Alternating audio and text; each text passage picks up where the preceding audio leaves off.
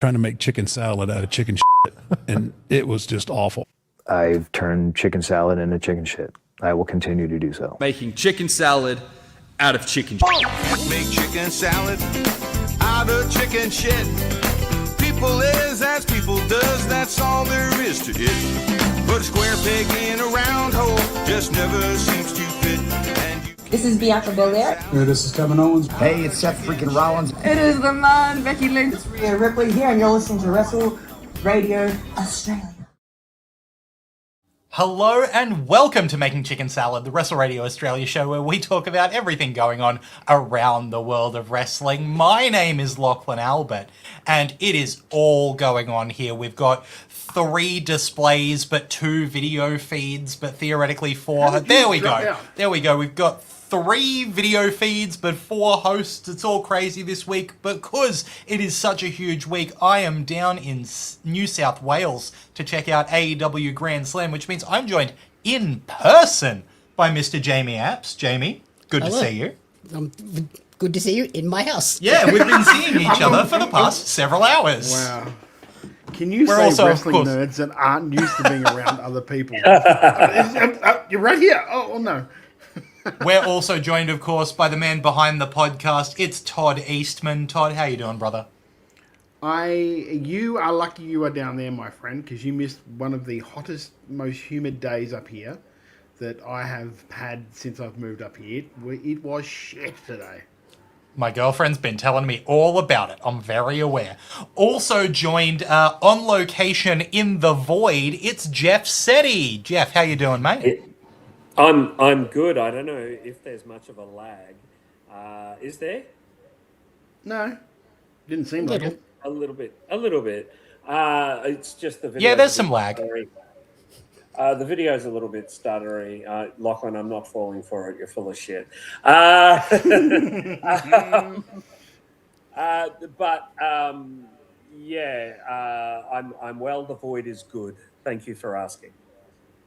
Well, look, I mean, we have just got so much to get through today, so we'd better, get pounding into it, because obviously it's going to be a huge weekend for wrestling here in Australia.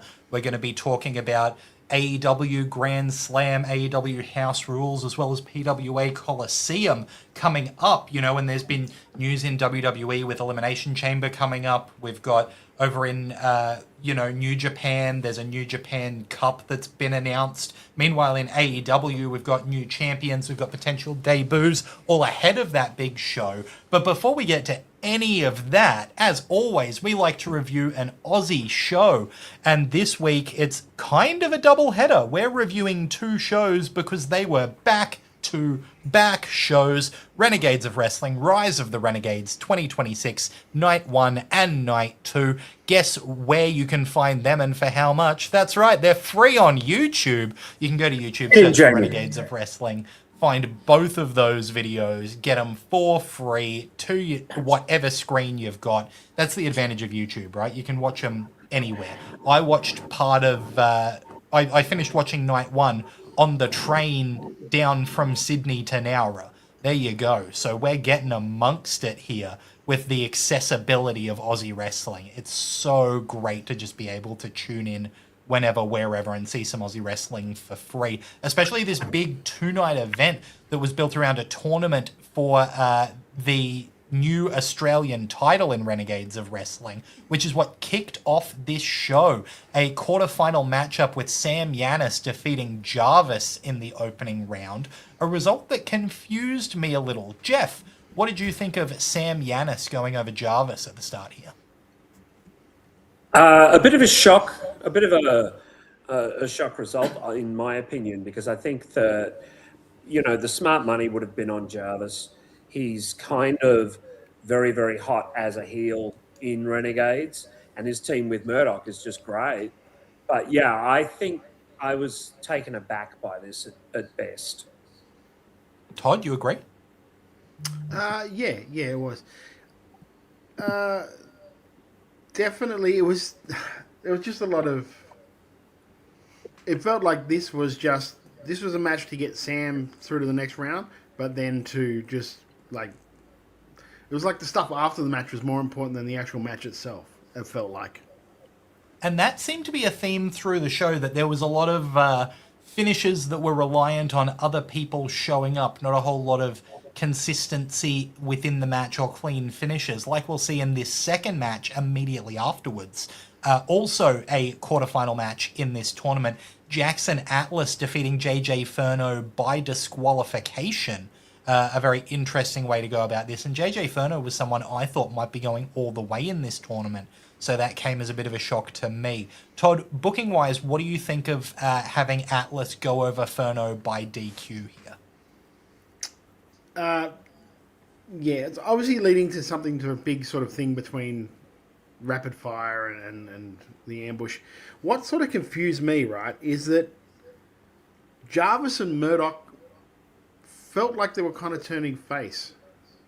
Like, and then it sort of just all changed. I'm not sure why. I don't know if you guys can hear it, and I'm sorry if I'm just... but I can hear like an echo. Very slight echo, yes. Is it you? It's probably us. Professional broadcast. Okay, I've got permission from Mickey to now savagely attack Jamie Apps. So go, Lachlan. Go. I want to see these two biffos. It's all Jamie's fault. Yeah. You notice now that, like, once Lachlan's in the same state that he thinks Dusk is going to be in, he starts wearing the merch, like, almost exclusively. Yeah, I can see. I'll share this story. I told Jamie earlier. My partner and I were hanging out, and she looked down and she was wearing an Edward Dusk shirt, and she looked at her phone case, which has an Edward Dusk sticker on the back, and she looked at her Kindle, which has an Edward Dusk sticker on the back of the case, and she looked at me and she said, I should probably see an Edward Dusk match one of these days. I went, yeah, maybe. Okay. Hey, the merch is good. The merch is Were you great. wearing an onion? Were you wearing an onion round your belt because that was the style at the time? That was the style at the time. Yes, absolutely. Yeah, that was just the story that went nowhere.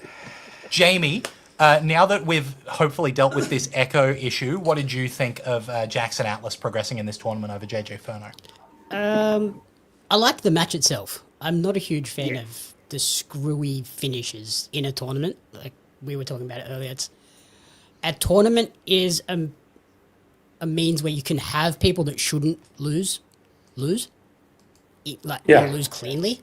But this tournament didn't have any of that. Everyone that lost was basically by interference. And like Todd was saying, it felt like after the opening match that the Ambush was slowly pivoting to be faces in Renegades. And then this match went total whiplash back the other direction, and I was a little bit lost as to what direction we were going in with. Well, I think you're bringing up an interesting issue for Renegades from my perspective, and that is this whole face-heel dynamic, specifically with the Ambush, because it seems like Aisha's a face or a heel depending on what show you watch. Like she's flipped back and forth a fair bit, and they seem to be lukewarm on actually pulling the trigger on having the Ambush's faces when they're a group that are starting to get cheers just because of the pure presentation and charisma of the three of them. So I actually think it's kind of time to pull that trigger and see what dynamic you can bring with the Ambush as faces. I think the problem is, though, you need the heels for them to face. And if you're just turning everybody face, then who do they actually fight at the end of the day? And look, I mean, at least they've been consistent with the presentation of Emin, right? Moving on, though, the glow-up Charlie Rose and Rochelle Rogue managed to defeat Ari, Nicole, and Lil Mars as a team. It seems like Ari just gets more jacked every show. There were a couple of moments where this seemed not to flow. I don't know if Jamie's worked out that I'm just reading his notes. Are you just reading my notes? Dick. Jamie, what did you think of this match? What do I say now? I don't know. What else did I have written down? Yeah, it was okay. I don't like the ref distraction. Can't you take again. notes? Just take some notes, will you? Jamie, jeez. Yeah, I don't like all of the ref distraction stuff, and then especially when it makes the referee look like an idiot because like he got pulled away, but then turned around before the shenanigans had finished. And at what point does the ref have to protect their own integrity and just call the match, even though that's not the way that it was intended to go? Yeah, I might pass to Jeff there. Jeff, what did you think of these kind of back-to-back screwy finishes? And spoiler alert, more to come. Yeah, I got really tired of them around this point of the show because even in a non-tournament match, a screwy finish doesn't befit anyone. If you wanted to do something, you do a count-out. You can do a double disqualification if you want to further the story. I don't know if they do because I don't know if Lil is coming back. It wouldn't have hurt for Lil to take the pinfall in this. That was my thought. Let's the glow up haven't looked strong for a while. So, they need the win more than Ari Nicole and Lil Nas. Ari Nicole's starting to get Ari Nicole's starting to get the crowd stuff as well. Like she's really getting that crowd stuff well. We're also passing over the fact that Axe had joined them. And that was sort of like what was the win. What sort of got me was the psychology in the match felt really off. Like, it felt from the very start, it was just all heat. Hardly any babyface comeback, heat again. Just didn't feel like at any time until the very end, the baby faces were under any chance of winning. Yeah. Yeah, it just felt like it was really give them something. Like at the start, you give them something, you let them outsmart them a bit, and that's why you cheat to get the advantage, and then you take over. It just felt like that part of the match. Like it got to the point where did I miss the start of the match? No, I watched the start of the match. Like, okay, well, this is going on. Yeah, it definitely felt quite glow-up dominant, didn't it? And then you add in Axe Massacre at the end, and suddenly it's like, well, they kind of never had a chance. You've got Macho Man Andy Savage in the chat saying, I think Renegades crowds have given them a gift by organically turning a ref heel, because it gives them these incompetent ref outs. It's great fun live. It just, I don't know if that... It just... I think that's what, for me, it was weird. Because it felt like the psychology of it was just off. And then I'm just like, well... why did you really need Axe to come out in the end? Because you guys were pretty much beating him up. You were dominating. Why did you need the help? Yeah, for 80% of the match. So why did she come out? That was my only thing for it. On the referee thing, Dylan's great, obviously. I think the booing of him, I hope it stays this side of good and doesn't become an audience meme to kind of then pile on Dylan, because it can detract from the wrestling and the matches. So it could be a double-edged sword. I totally get what you're saying, and I think looking at Edwin as well as the other side of that coin, obviously it's a bit easier when it's positive attention, but we him sometimes talk about, quote unquote, the fans going into business for themselves and making the show about them and not about the wrestling. And so it's, just being careful of that line. What I will say for this show is something that we often talk about, especially when we get to end-of-year awards, is that it's sometimes hard to see managers getting work in Australian wrestling. And that was not an issue in this show, whether it was tag team partners or accomplices. We did see plenty of managers at ringside. And another example of that happened with the next quarterfinal in this tournament, with Anth Kava, accompanied by Camby, managing to get the win over JXT, who was accompanied by the Musketeer, again with some chaos on the outside. Todd, what did you think of Kava and the J-Stick going at it? Well, this is what was weird about it, right? Because Kava's a face, comes out with his manager who stays ringside. JXT comes out with his partner or his underling, Musketeer, and sends Musketeer to the back. So why wouldn't you just had him out there for the whole match? I don't understand why you do that. it is very, very hard to be a babyface manager. It's hard, and at times for a babyface manager, it sucks because you don't get to do the fun stuff you get to do when you're a heel. And I think it's. I think Camby's almost trying to find that balancing act in real time of what he can and can't do, and what he like, what's allowed and what's not allowed for it. The match itself, the match was fine. It's just, I find it weird, right? Like Ant Caver's gimmick, right, is sort of like he's a boxer, like he won a boxing match, and he's a shoot boxer, and his finisher is a submission hold. Yeah, this struck me as well. Knock people out. Yeah, just knock a dude out. Like, that's what your thing is. And not only that, he's gone from one submission hold to another submission hold. Yeah. Well, see, that shows off his abs better. The rack shows off the abs. Very true. Jeff, what did you think of JXT and Cava? You know, I often say that matches have a hat on a hat on a hat. Welcome to the Hat and the Hat and the Hat Club, boys, Renegades. You know, this was all a bit much. There was a bit much sort of going on in this for me, and there was a lot to divert the attention, and I think that was to the detriment of these really good workers. It wasn't a bad match. It was just, it felt very 3/4 speed. Yes. The one thing I have noticed with a lot of these I kind of think that was guys, intentional, though, to feel different from the previous two tournament matches, which were kind of real heavy on the sort of indie wrestling, fast-paced, bit of everything style, and then this one was kind of slow it all down, go back to the more old-school wrestling format.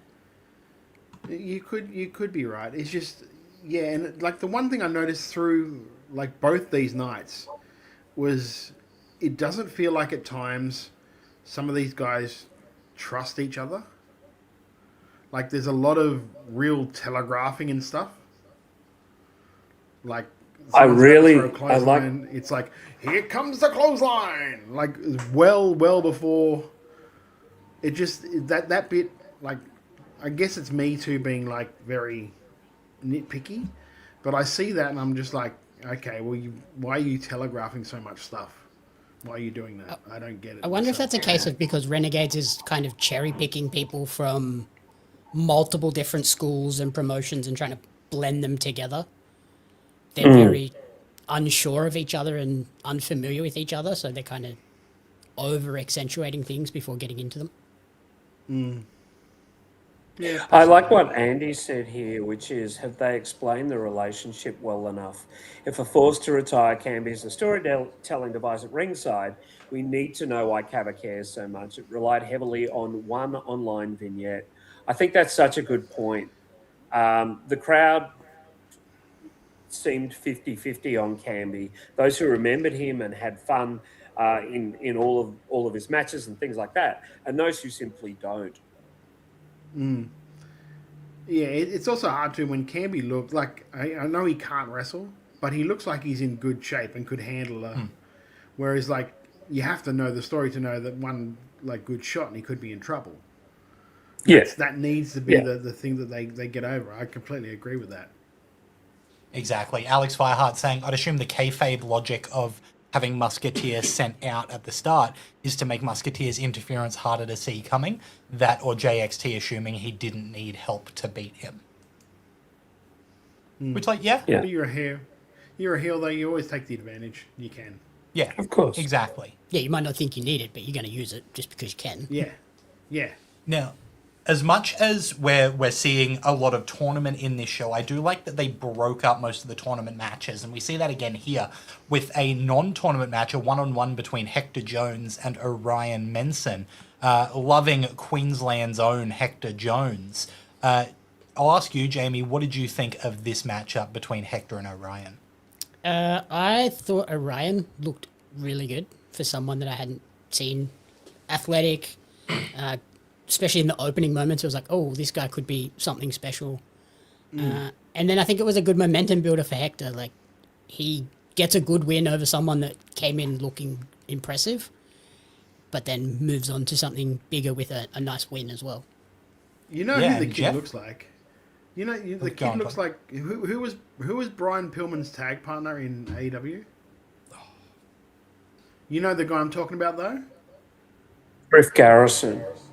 Griff, there you go. He looks like him when he came out. Yep. I'm like, oh shit. He looks Yeah, a little he bit. looks like he's got a lot of upside to him. Like really good body, looks very athletic, just needs like ring time.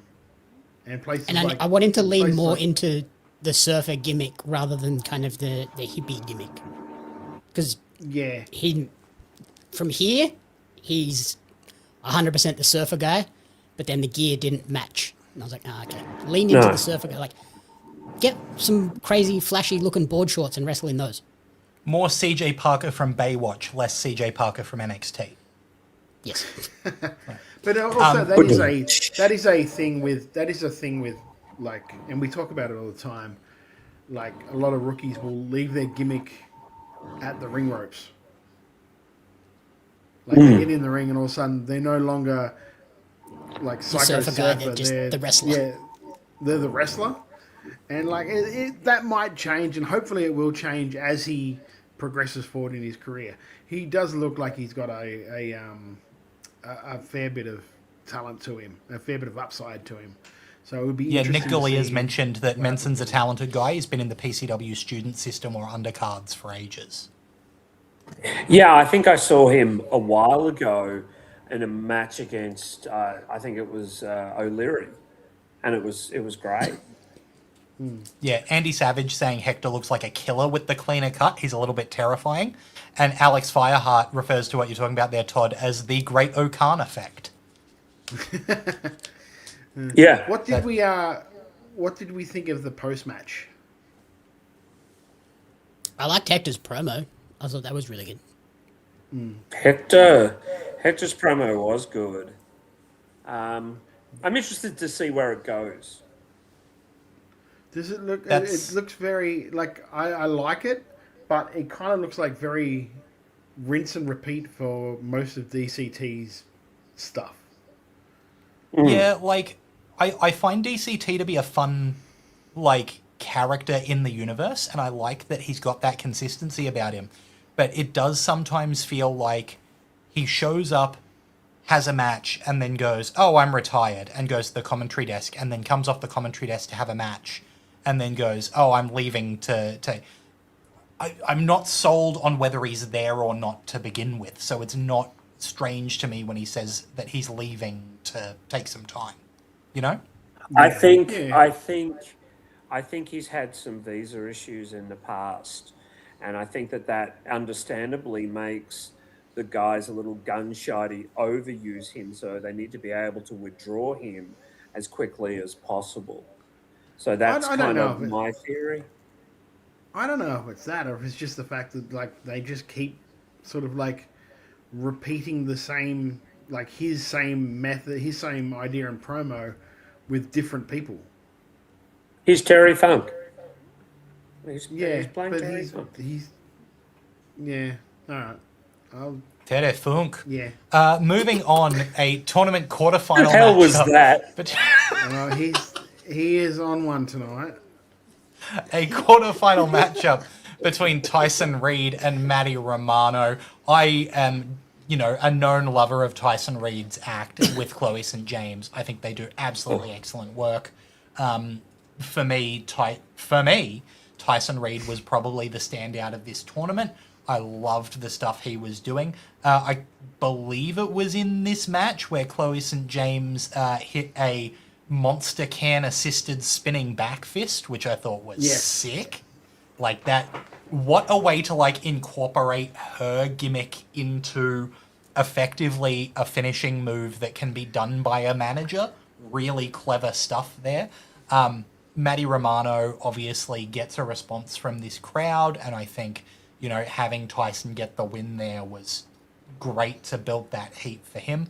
I enjoyed most of this. I think Matty at times looked a step out of it. I know that obviously he's returning from injury at this point, so that makes a bit of sense, but it did feel like there were some moments where I expect him to move one way and he moved a strange way that looked a little awkward.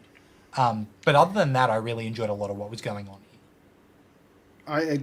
You know what I like? And I think Tyson Reed was the MVP of this tournament, hands down. I think he was great in everything he did, and like Chloe was right there next to him. They were for me were the absolute standouts of both of these shows. What you saw, I believe anyway, Lachlan, was a man that was completely gassed. I think Matty gassed himself out early in that match and was buggered. The commentary really tried to like cover it by saying that he was injured. He's like carrying that injury that like through the match. But when you see those sort of things, you're like, oh, that he is very gassed right now. He needs to get. And the heat wouldn't have helped. No, it wouldn't have at all. It wouldn't have at all. The heat wouldn't have, and the fact that he had probably so much adrenaline going through his body as his main stage return that, you know, unfortunately for Matty, he's going to have better matches than that one, I'm sure. But yes, I agree. The timing and the steps were a little bit off. Yeah, and there were Jeff, times did you where have any other thoughts on this match? I completely agree that Tyson Reed and Chloe St. James are just such a great pairing and such a great package. I've got so much time for both of them as performers. Tyson is such a booable, ronky, scuzzy guy. Perfect character. And Chloe with the Red Bull spit, just so good. The only slight issue I have is it's another outside interference finish, in essence, which. But that's kind of their thing. I know because that's their thing. Yeah, and that's what annoyed me. It would have been okay if it was just them doing it, but throughout this show, night one there was one match that didn't have it, and it was the first one. Every other match had outside interference, and I was like, oh god, that Jamie Apps nailed it. I messaged you during the week when I was watching this. I was like, I have one big problem with this first show. Yeah. And that was it. Yeah, you did. It was just constant run-ins. Yeah. Yeah. Like, I times think... like I know Matty is really early into his career, and I think something he needs to learn is that he doesn't have to do everything. Get about 4 or 5 or 6 things right and perfect, and do those. Like there were times there where I thought he was trying stuff where it felt like he was a little over his skis. And that's a winner. I think even if you'd have swapped this, and I know why they put Jackson and JJ after Sam and Jarv, but I think if you swapped this match and Jarvis and Jackson, that would have read a little better because that set up the amount of interference. Whereas, as you said, Todd, this is their thing. It's what they do. Yeah. I don't know what it was. I don't know if it was just maybe a miscommunication through the card about how finishes are going. Like a lot of times you need to talk to each other about what you're doing for finishes. I don't know if that's what it was or if this thing was actually planned to be like that. I'm not too sure. Overall, I thought the match was really good. I thought that like I said, poor Matty gassed out a bit, and I think Tyson did a great job in trying to help him out as much as he could while still being that absolute shitheel that we all enjoy as a character. I think at the moment, Tyson and Chloe are the most engaging characters on that show. Which is going to be interesting when we get to the night 2 matches. Yeah. Yes. Jamie and I were having a conversation that we'll touch on later. But speaking of interesting finishes to matches, the Renegades of Wrestling World title was on the line as Lockie Hendricks brought his official title belt, Mitch Waterman brought his old title belt, and the two of them wrestled to a time limit draw, which then had the time limit extended to a non-finish. Todd, what did you think about this world title match? The match itself was good. The finish, I think, sucked. I'm just being straight up about it. I think it sucked. If you're going to give the guy 5 minutes, you have the guy win. Or you have the guy lose. You don't go to another non-finish. And I know they wanted to extend that. But if they'd have done that 5-minute finish at the end of that actual like regulation match, that would have been a lot better. If Mitch had him pinned 1, 2, like bell rings 3, and then bloody Lockie's like, I'm not giving you that 5 minutes. You can get stuffed. I don't care to get out. That to me would have been good, because then you're leading on to it. The next night, Mitch could come out and do what he did and say, hey, blah, blah, blah, blah. The extra 5 minutes, I just think, and I know Nick disagrees with me, I just think that extra 5 minutes wasn't needed, because we already saw 40-odd minutes of it beforehand. Jeff, thoughts?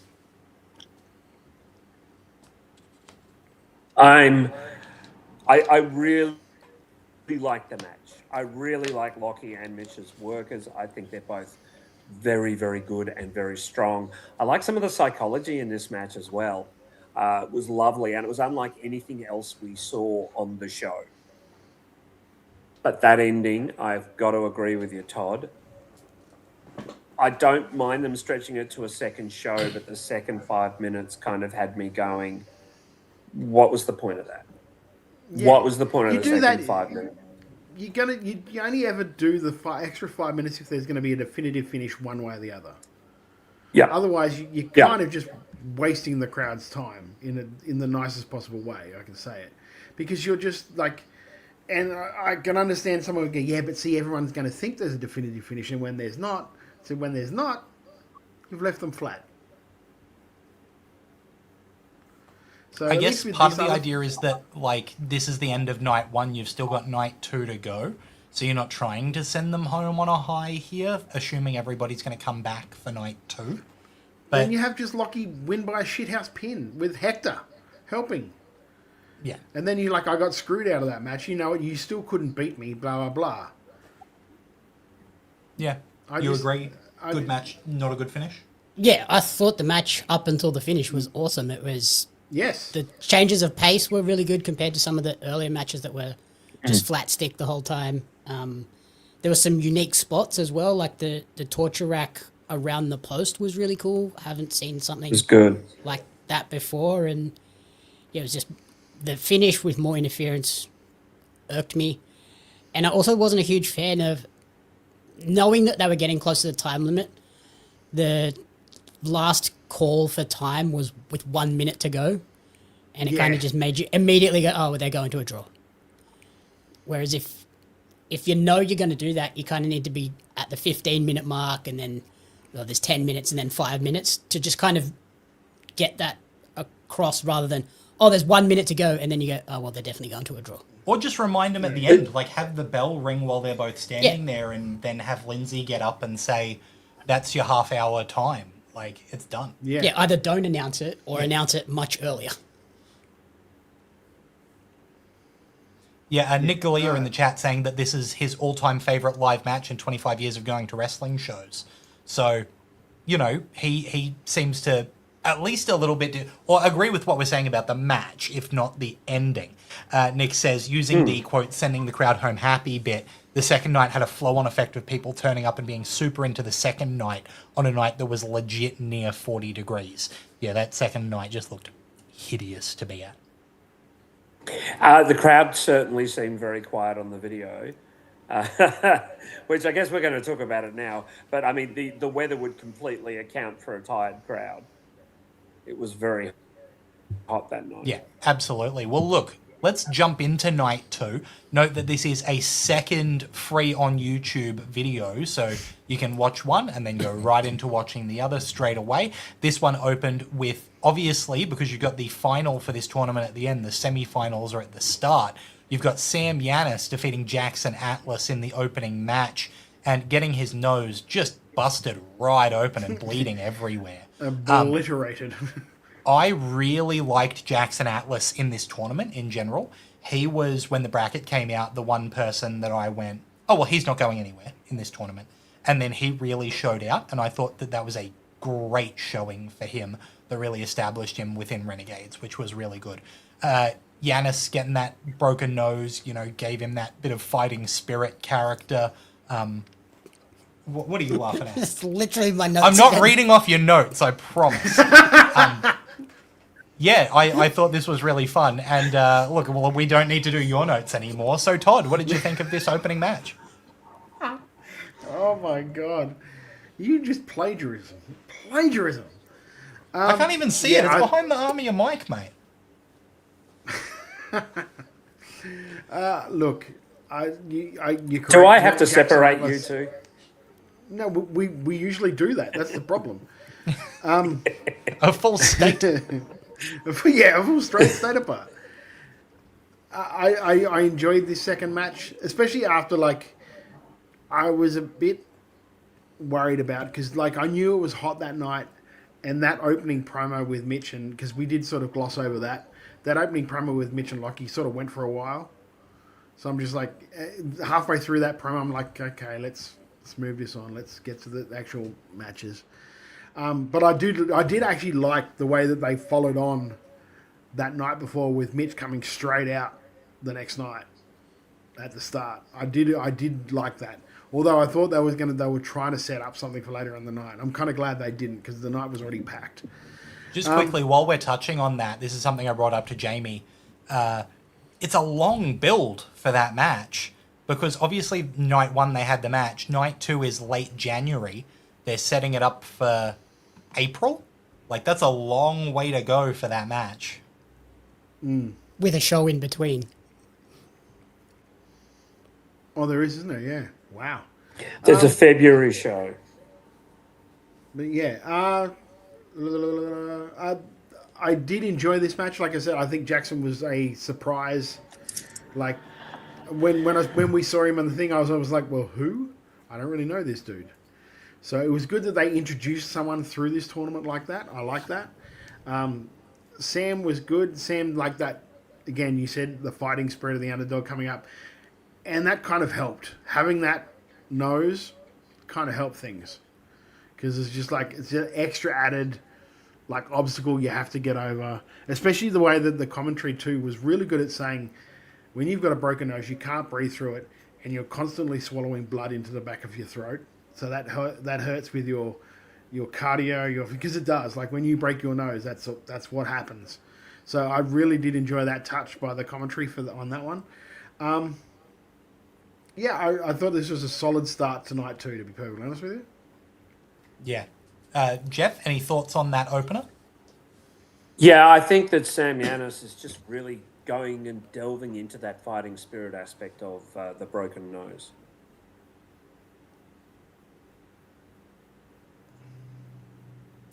I would have That's liked all. to see them. I would have liked to see them, in terms of the actual match structure, maybe twist it a bit to lean into the broken nose a bit more. But Lachlan and I were talking about it earlier. Maybe it was because these two are quite sort of early in their careers. They aren't sort of skilled enough to quickly pivot with something unexpected and so drastically different to what they had in mind. Yeah, especially when he's probably coming to terms to the grip. Oh shit! I've just broken my nose. Yeah. That's going to be a factor. Right? And Jackson's probably thinking, "Oh shit! I just broke this dude's nose." Let's be fair. Yep. Yeah. I'm about to cover a receipt.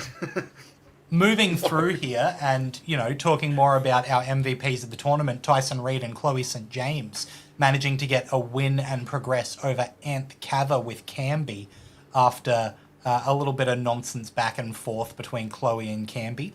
Jeff, what did you think of this semi-final? Oh, look, it was fun. It was good. There were too many people around the ring, in my opinion. But I like things like Canby blocking the Red Bull shot and giving Chloe one back. That was a nice touch. It was almost played as a little bit of a comedy match, which I think was smart, especially with the antics of Chloe and Canby. But I think the two of them really had nice chemistry as well. I'd like to see them go again, but without a screwier finish. So, send both managers to the back and just let the two of them go at it, because I think that'd be fun. Yeah, Todd? I'm not a massive fan of like comedy in a semi-final match. I'm just mad. But Okay, the yeah. match itself, like I think it was miles better than Cava's match the night before. And yeah, but I enjoyed it. I thought it was good. I liked the fact that a lot of times, and I know that I feel that Tyson's very cognizant of the fact that like I have to get Chloe in a spot here and there, and I like the fact that both of them go, okay, we got Camby there. Let's just play off those two, so they can have that little side quest while we have the match. So I did enjoy that. Absolutely. Moving on here to the Renegades of Wrestling Tag Team titles, with the Bastard Brothers, Gore and Crackerjack, managing to defeat High Life, Kobe Reed and Will Walker. Todd, Jamie, who am I going to throw to first to talk about this promo before the match? You know what? Todd. I knew you were going to do that. Promo. You brought it up first. Todd. Yeah. Yeah, Todd.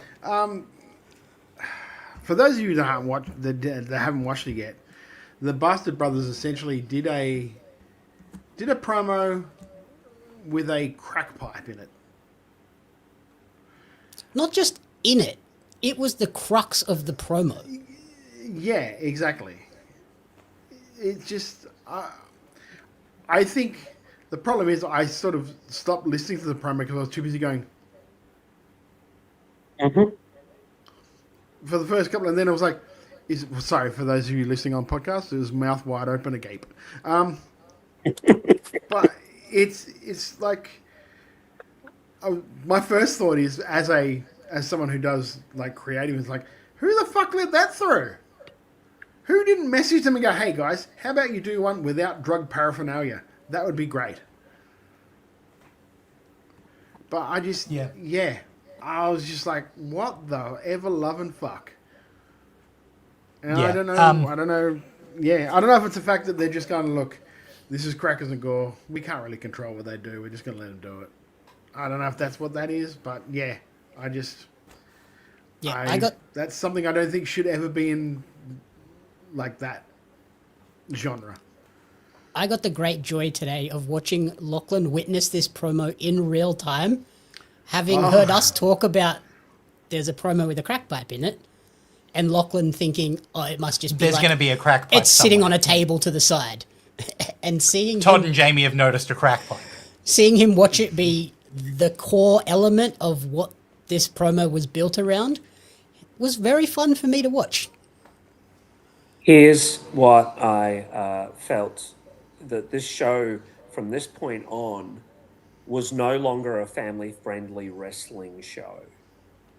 And this is, Renegades need to kind of decide on a lane they want to drive in at this point. If they want to go full crack pipe, whatever, do it. Don't put it up on YouTube. Put it behind a paywall, because you don't want people under 18 watching that. At least if I had children, I would not want them going to this show, because I felt that this was a complete 180 on everything else that's in the show. And you're going, I just stopped understanding some of the motivations behind things. This was too much. And in fact, I get the High Life visual gag, and the crux of it, but whatever. I was really, really put off by this. I found this mildly offensive. Macho Man Andy Savage in the chat saying, yeah, I've defended a lot of Bastard Brothers shtick, but this was too much.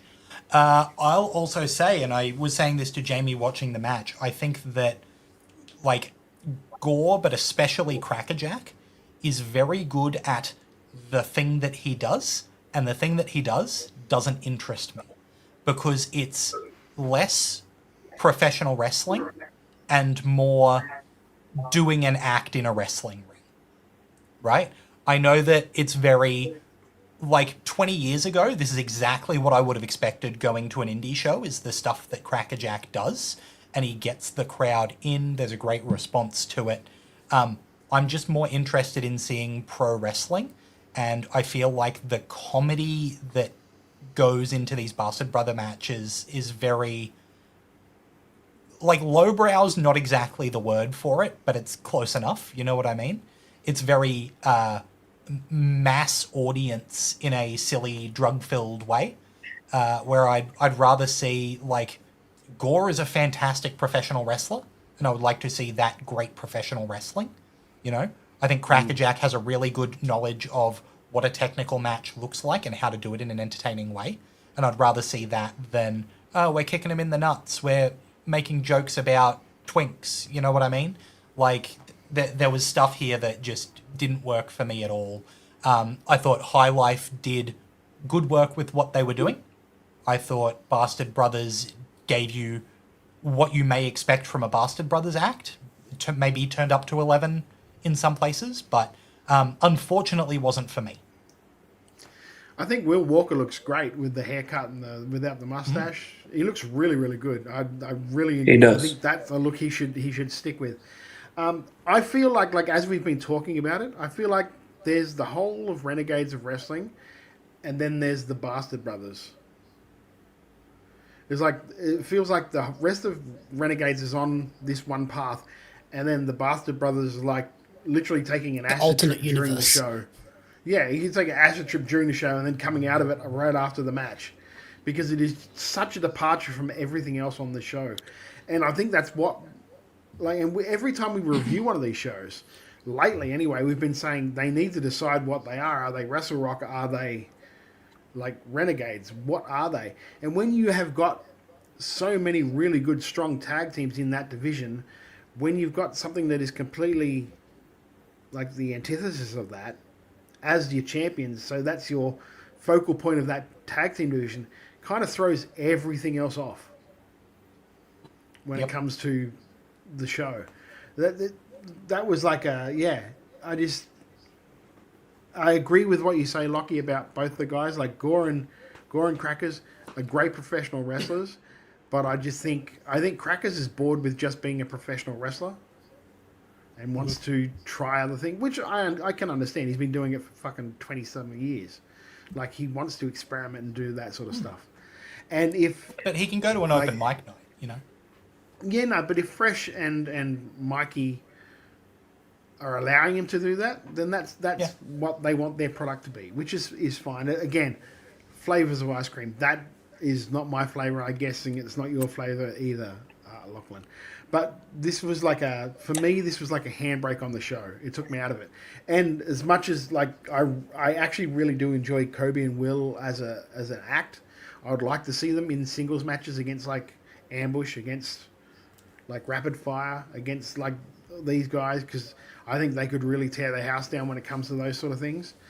This was just, it was a bit of a handbrake on the show for me.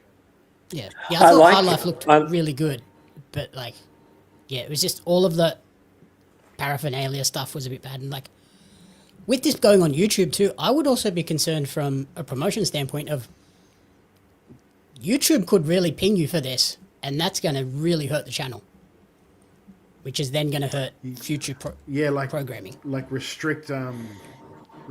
Yeah, they could strike your channel, or could just straight up delete the entire channel for having that on there. Yeah. I like the fact that Kobe and Will are normally what you'd think of as baby faces. You know, they're impressive. They both look good. They're good-looking guys. They're fun, and I like that switch in that they're the assholes, and Crackers and Gore, who you think would be the heels, are the faces. I kind of like that playing with the face-heel dynamic. And I was okay with much of the match, bearing in mind that I live in Melbourne and Gore and Crackers are both considerably bigger than me. But seriously, I didn't. Scared? No, I didn't. If you're scared, just say you're scared. I'm petrified. Have you seen Gore? I would be too.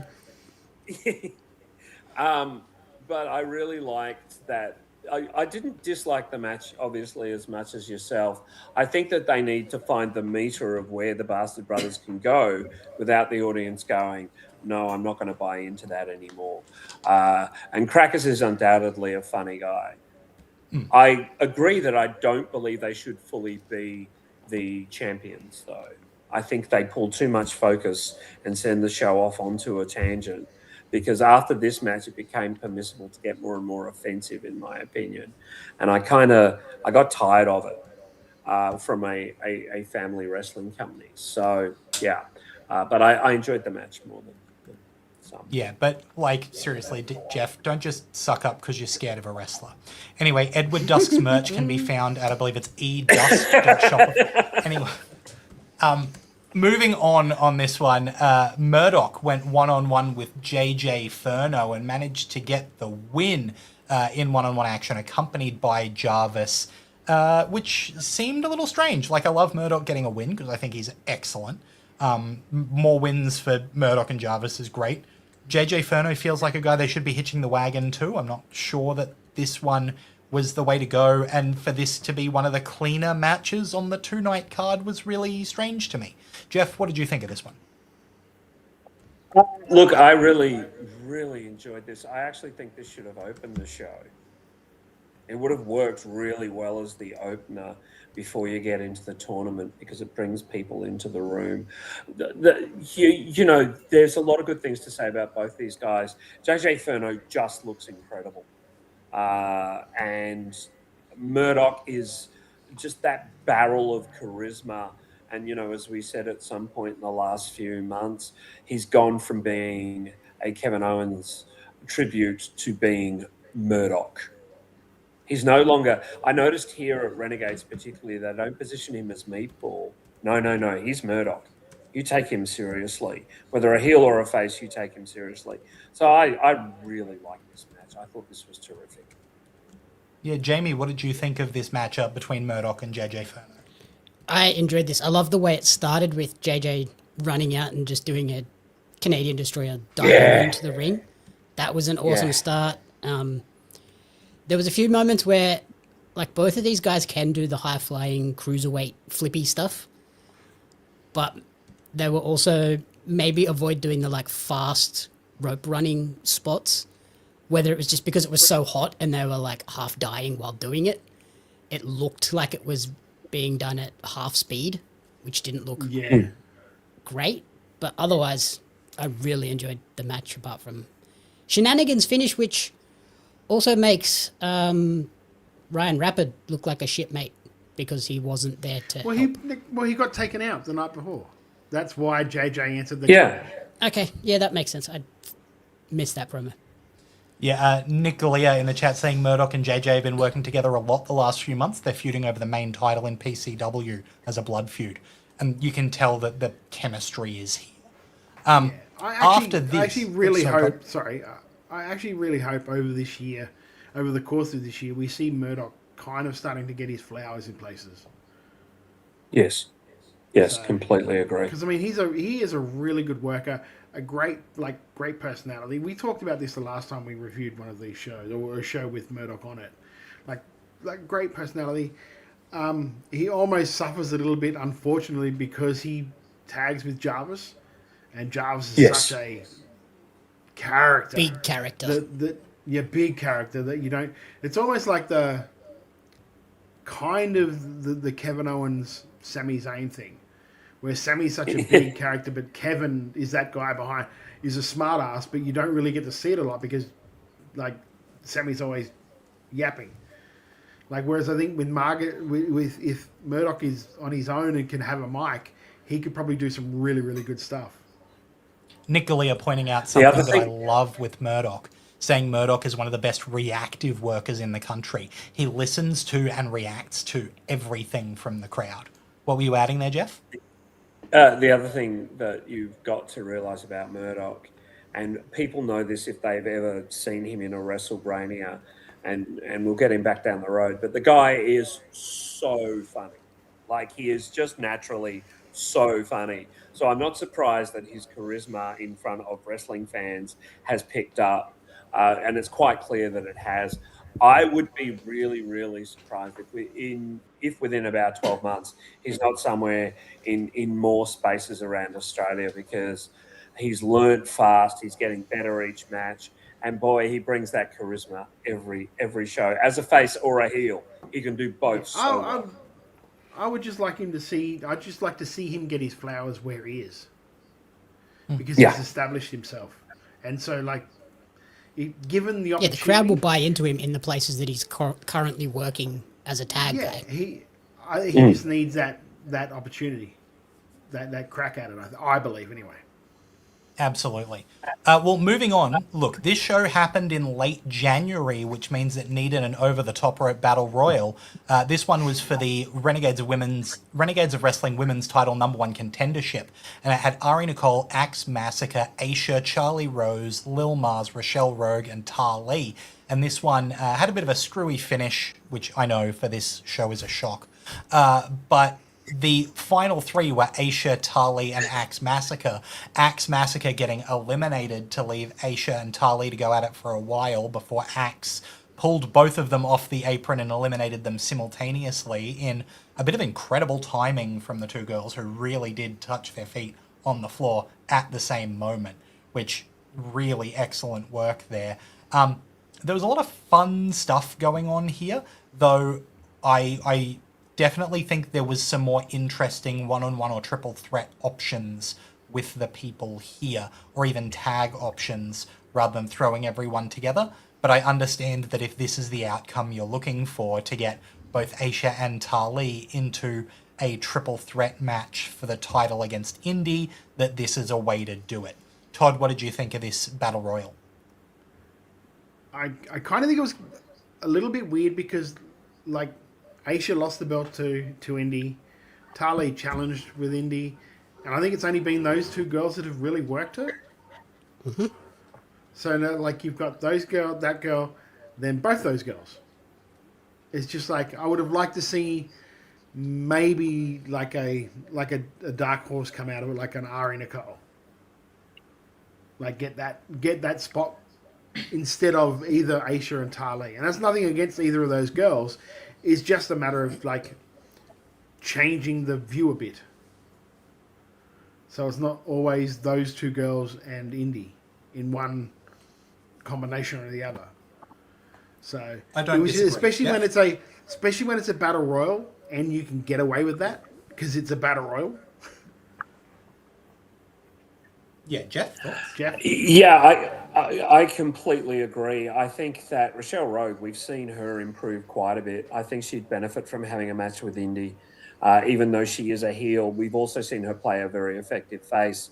I think Ari Nicole is becoming so very good at what she does. I look forward to seeing what she and Aish do at MCW in a week or so. I like this a lot.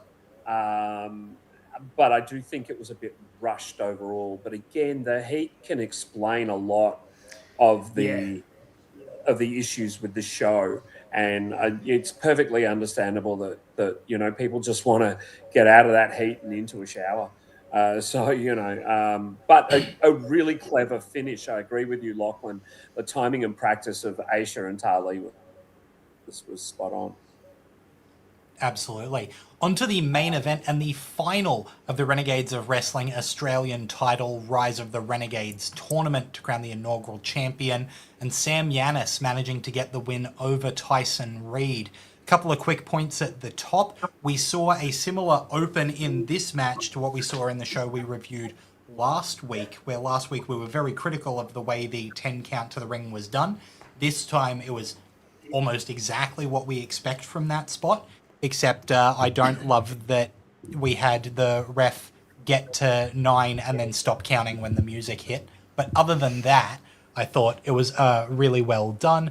These two, I think, work together really well. Once again, we see Chloe St. James and Tyson Reed absolutely nailing their role. Although I was a bit confused at the end what they were doing with the friction between Tyson and Chloe, because I don't think you split up that act. They're too good together. And you'd already sent Chloe out, so if she was going to come back and then have a negative effect, it doesn't make sense to me that you have Tyson's downfall be Chloe when Tyson's downfall should be that he can't win without cheating like he gets with Chloe, right? That just doesn't fit in my head booking wise. But overall, I think that Sam Yanis is an interesting choice for champion here. I think a babyface champion as your inaugural champ works well if you then have a heel take it off them quickly. but I don't know exactly where Tyson and Chloe go from here, which is rough considering I do think that they are maybe the best act in this company at the moment. I'll pass to you, Jeff, first. What did you think of this main? I like the main itself.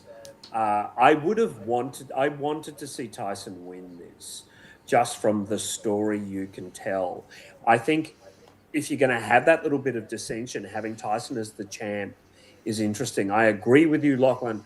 Please don't break up Chloe and Tyson. They're an interesting double act. I think that they're both so good at what they do, and they're great as a pairing. Giannis is a champ. Look, he goes well in the ring. The crowds like him. I'm just concerned about where it goes from here and who steps up against him. Maybe JXT. But yeah, I think I would have preferred Tyson as a winner.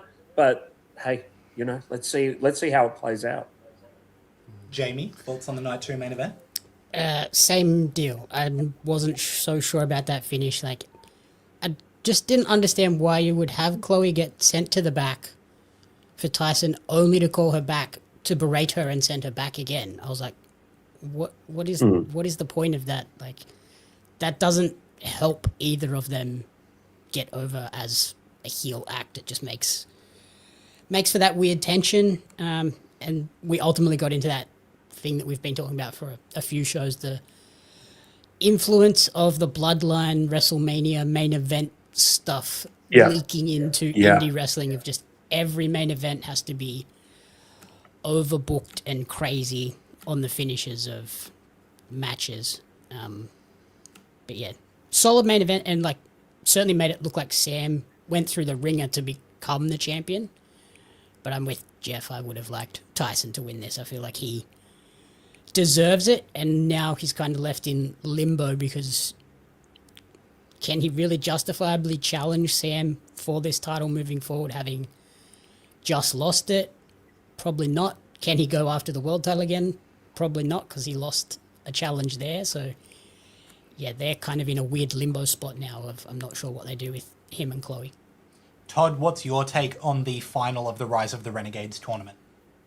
Well, I'm going to disagree with you now on the main point of, if you are always using Chloe or a manager to be your advantage, that advantage is going to backfire eventually. So, like, winning or losing sometimes should be because of the manager, whether the manager helped or whether the manager fucked up, or you've just fucked up together. And just that, I think you might be reading a little too much into the whole, like, a bit of an argument between, because that's a natural reaction when you lose. Todd, can I interrupt and ask a question there? If you're saying that sometimes a manager just turns on you, does that mean that Sam Giannis won this title just by getting lucky and being there at the moment that Tyson Reed and Chloe St. James didn't work? No, it's just the fact that he outsmarted them.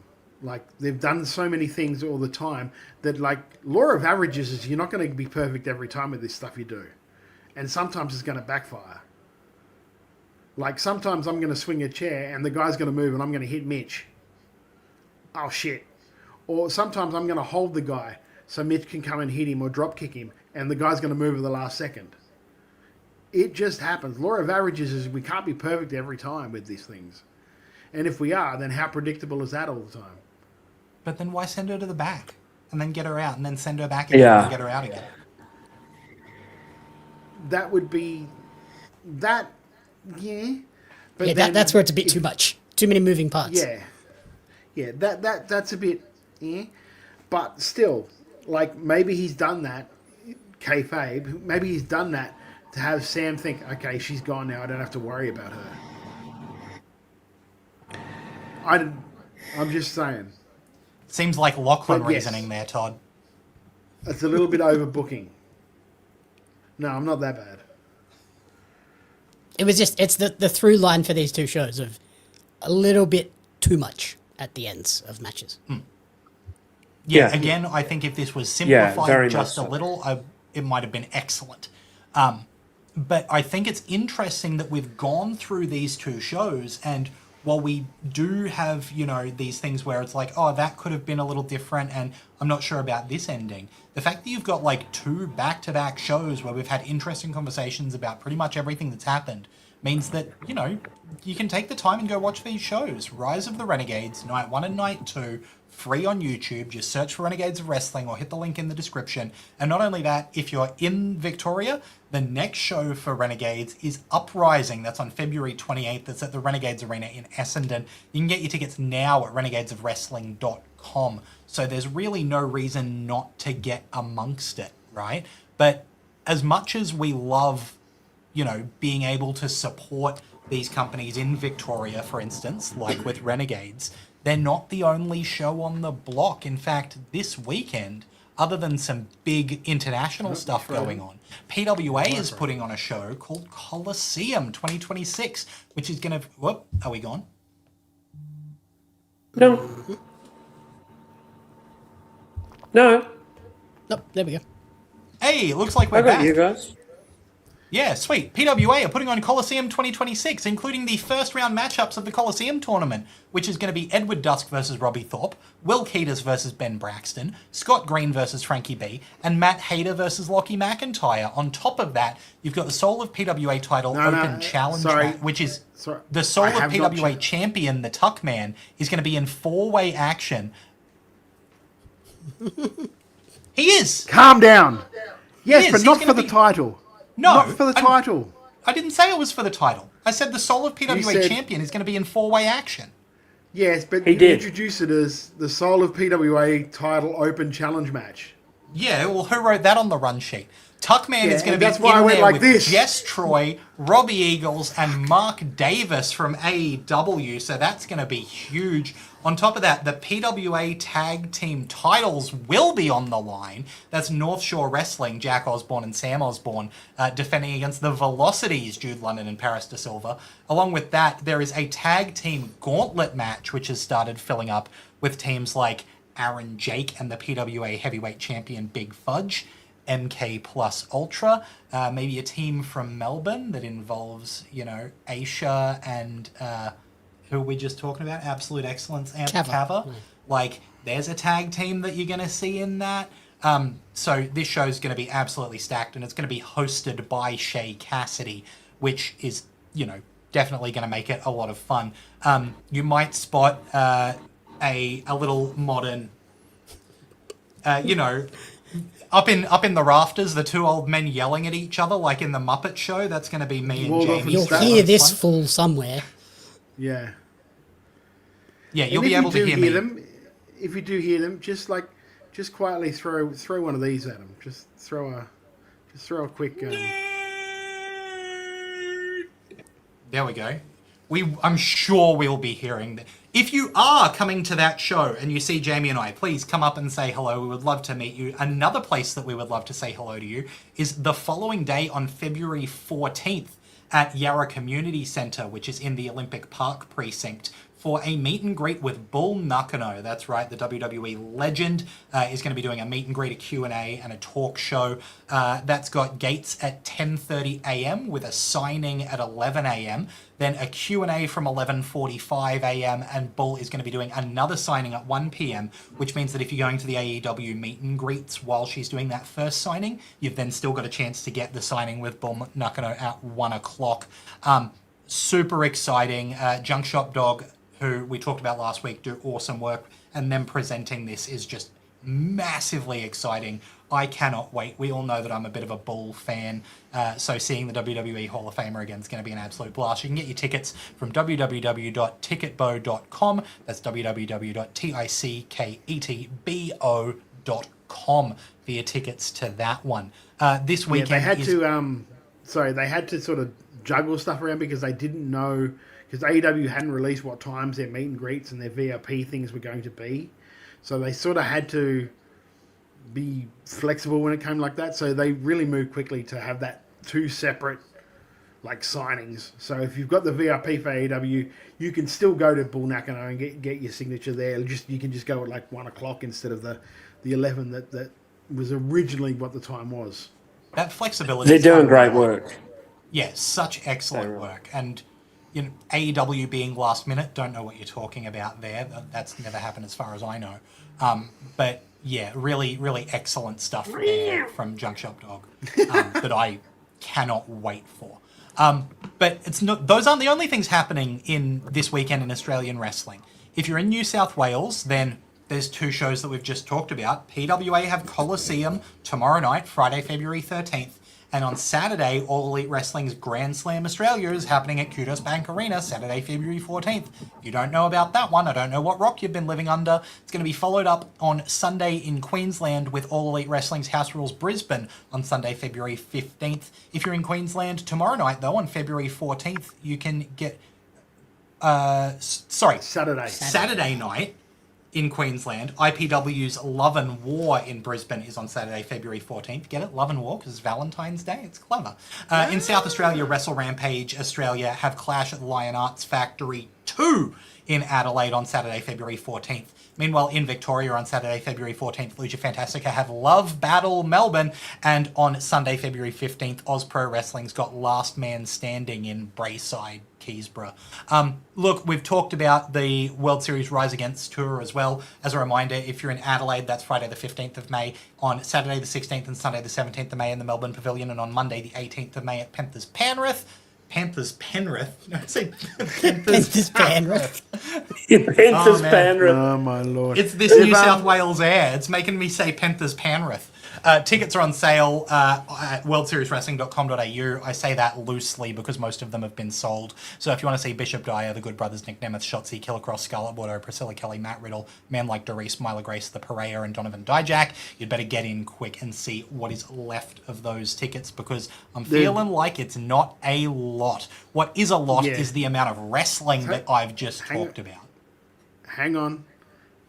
Pull back, Delirious. Hang on a second.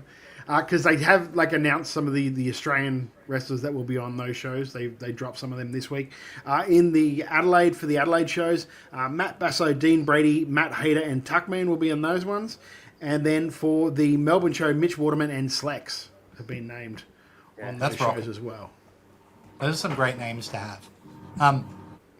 Look, I don't know about you guys, but my voice after that is dead. It's almost like we need to go to a break before we come back, considering we've got to talk about WWE with Elimination Chamber and AEW with Grand Slam and, you know, the Brisbane show for AEW and New Japan's stuff that's got going on. He's and, still talk talking. about chicken salad and chicken shit. So we're going to come back and talk about all of that.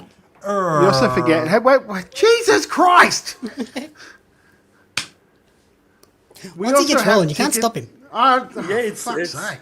No wonder he made it down there so quick. We've also travelled by tickets we also got tickets to House Rules in Brisbane to give away. So if you are someone that's in Brisbane, and that we will talk about that when we talk about the AEW. Jamie, the man sitting right next to you, Lachlan, there's something in this ad break with you involved in it, my friend. What's that? I spoke to Matt Hayter a little while ago, but the article and video is out now, and I sent Todd 2 clips, so I'm not sure which one he chose, but it will be interesting either way. All right. So, well, you can do your thing now. Sweet. Well, we'll talk about all of the international stuff after we see the Matt Hayter interview, which is coming up right after this. Australian wrestler Robbie Eagles, New Japan star, did respond, quote, Max fears Aussies, pass it on. Have you got a response to that? Interesting. Is he going to be around for that house show? But I believe he's going to be around. More importantly, if I wrestle him, is anybody going to know who the fuck he is? Ooh, big call from MJF there to, Look, he might be right.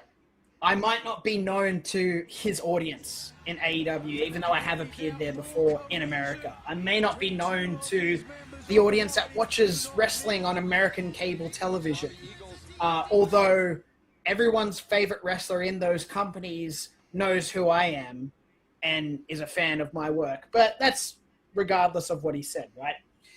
The funny thing is, I know MJF knows who I am, and I actually think if he comes to Australia, that more people will know who Robbie Eagles is than they know who Maxwell Jacob Friedman is. I'm just going to pull one of his faces. Look, let's do a poll online. If people are freaking out, they're like, I need to see Robbie Eagles versus MJF for the AEW World title, I'll put the title on the line tomorrow.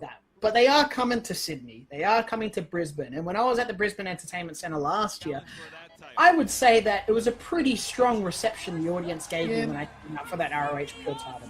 I even they heard knew who you were. They knew who you I were. people were lining up to get into the building and they were singing Robbie, Robbie, Robbie, oi, oi, oi. So, look, that is what it is. But if MJF feels like nobody's going to know who the fuck I am, then I'm a nobody, right? If you guys beg for it, maybe it'll happen. Hashtag Eagles versus MJF, and he wanted the Aussies to make some noise, so let's make some fucking noise. But let's see if this fan base is as big as he thinks it is. Across the continent comes Australia's native son, the sniper from the sky. One half of the IWGP Junior Heavyweight Tag Team Champions, former IWGP Junior Heavyweight Singles Champion Robbie Eagles. Junk Shop Dog mentioning that the WWE Hall of Fame 2024 class member Bull Nakano is going to be making a one-off Sydney appearance on February 14th, the Saturday, the day of AEW Grand Slam Sydney. Just go to Junk Shop Dog, grab their link, get the tickets. Wrestle Radio Australia, Australia's longest running wrestling podcast, live every Thursday on Twitch, Facebook, and YouTube with Making Chicken Salad. They break down the latest Aussie news, shows, world wrestling news, and call out what was chicken salad and what was absolute chicken shit this week in wrestling. Catch the podcast the next day and follow them on Facebook, X, and Instagram. Just search Wrestle Radio Australia. Attention, trading card collectors! Are you ready to take your collection to the next level? Dive into the action with the limited edition Australian Wrestling Card, showcasing the most electrifying talents Australia has to offer. Imagine owning cards featuring legends such as Robbie Eagles, Shazza McKenzie, Shane Hayes, Madison Eagles, and many, many more. But that's not all. You'll also snag cards of the iconic referees, commentators, and announcers, just like me, Lord Andy Coyne, to truly capture the spirit of Australian independent wrestling. And as our homegrown talent continues to dominate the world stage, Ozres cards are destined to become hot commodities. Not only will you be owning a valuable piece of wrestling history, but you'll also be supporting the amazing wrestlers and talented photographers behind the magic. So don't wait. Grab your Australian wrestling cards now at pariomagazine.com.au/OzResCards. Order today and kickstart your collection with a bang.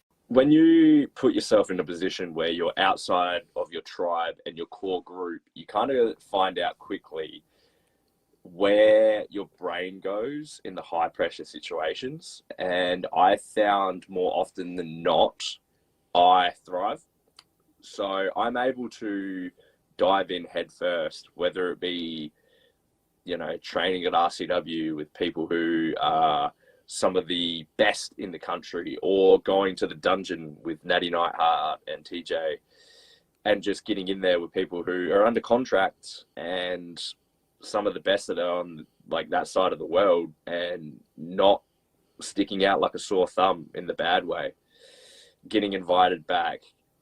At one point I had a key to Ace Steele's school because I built that much of a relationship with him and I was training that hard. It's just those things that you learn, those lessons, and it makes you appreciate the foundation that you have back home, but also your willingness just to go after anything that you can have. Yeah, I think RCW, you can look at their track record of people that have come through there and gone on to bigger things. It's kind of proof that that is a very good foundation. I think it's the best school in the country. I'm not trying to deter anyone away from any other school, but the track record's there. If you look at the best female wrestler in the world ever, she came from City Wrestling.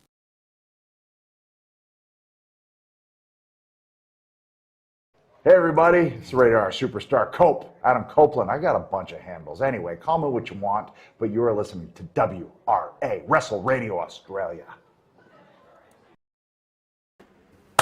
Welcome back to Making Chicken Salad, the Wrestle Radio Australia show where we talk about everything going on around the world of wrestling. And I get to pop Jamie during the ad break this week, so it's just unreal fun. Let's talk about what's going on over in the WWE. You kids with your crazy popping each other. Oh, Dave Meltzer broke the news on Sunday that Bron Breakker had recently undergone That makes it so hard to read, Jeff. My notes are everywhere. Yes. Good. Bron Breakker had recently undergone hernia surgery, something that could have been serious if left untreated. Fightful reported that despite the injury, sources within WWE were optimistic he'd be able to return by WrestleMania. So hopefully that's a go, but are they going to be able to build a WrestleMania match for him while he's out recovering from that surgery? That is yet to be seen. Todd, do you reckon we're seeing Bron at Mania? Look, I hope so for his sake. Like, I feel so... Because he was originally planned for the Rumble winner. And I guess that's possibly why he got eliminated so quickly. But then there was also stories saying that he injured himself when he did the table flip on Raw the next night. So I'm not sure exactly where in the timeline he injured himself. Maybe he had the hernia and then the table flip just like made it really bad and it required surgery straight away. Just take it easy and you should be all right. And then flipping the table popped it and he's like, oh. He certainly is. He certainly is an act that does everything at 120%, and I think that that's a real benefit. Like, it's really good that he does that because it makes him kind of unique. I'm a massive fan of Bronson. I'm really sad that he may miss WrestleMania. I agree, it'll be a little hard to do this, to have a match, but he's the kind of guy, he can go out there and go, I'll fight anyone. I don't care who it is. I'm just getting back. I'll fight anyone. And then if Joe Hendry's music hits and he comes out and they have a fun little squash match, Joe Hendry's the anti-Undertaker who doesn't win at WrestleMania till he does. I mean, it's not the best way to treat your NXT champ, but I think it's hilarious and could really be fun. An early chicken shit for me this week is how much this news story has gotten the parody song Living with a Hernia by Weird Al Yankovic stuck in my head over and over this week. It's a parody of Living in America. So that's been my week. Jamie, enjoy your weekend, mate.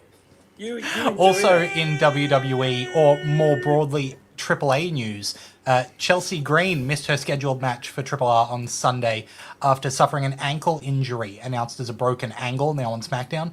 She was unable to defend their Triple R Mixed Tag Team Championships. Her spot was taken by La Hiedra.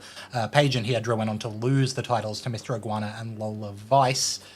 Jeff, you're kind of the number one Chelsea Green fan on the pod. What do you think of this outcome? I can't talk about it. No, it's truly sad that she may miss WrestleMania because of this. Honestly, make her the WrestleMania host. Like, if she's going to miss it, make her the host. She doesn't need to do anything physical. She's hilarious. We know that she's slowly turning face. That crowd reaction to her is getting louder and louder and louder. She's becoming very undeniable. Make her the host because I think it's all you can really do if you want Chelsea to feature. And if I'm WWE, I'd want her to feature. Yeah. Couldn't agree more. What we're coming up on, though, on February 28th is WWE's Elimination Chamber. We've got some matches forming for that. There's going to be a World Heavyweight title match with CM Punk defending against Finn Balor, with the winner of that going on to defend against Roman Reigns at WrestleMania. There's also going to be a Women's Intercontinental title match with Becky Lynch defending against AJ Lee. And then 2 Elimination Chamber matches. In the men's chamber, it's going to be Randy Orton versus LA Knight versus Taba versus Taba versus Taba versus Taba. And then in the women's elimination chamber, Tiffany Stratton and Rhea Ripley are the only 2 announced entrants, with 4 to be announced women's wrestlers in that one. If you'd have done Taba again, I swear to God, Jamie would have hit me. I know. I'm pretty sure in one of those men's ones, one of the Tubas has to be changed into an Oba. I do believe it is an OBA rather than a TBA, yeah. It is an Did he OVA. announce, did he? Okay, well there you go.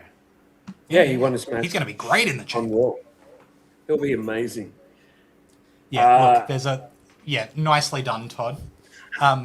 Did just change the T to an O there, so that's really well done. Look, that's still a couple of weeks away, so matches there are going to be finalised. A company that isn't waiting a couple of weeks to have a big show is AEW. Of course, Grand Slam on this Saturday. I'm very excited, but there's news coming out of AEW from, all this week, but a lot from Collision. Tekla defeated Chris Statlander on Dynamite in a strap match. I meant Dynamite. You meant Dynamite? The other one. It's because Grand Slam is a Collision. Grand Slam is Collision. 12 hours of driving will really do it to you.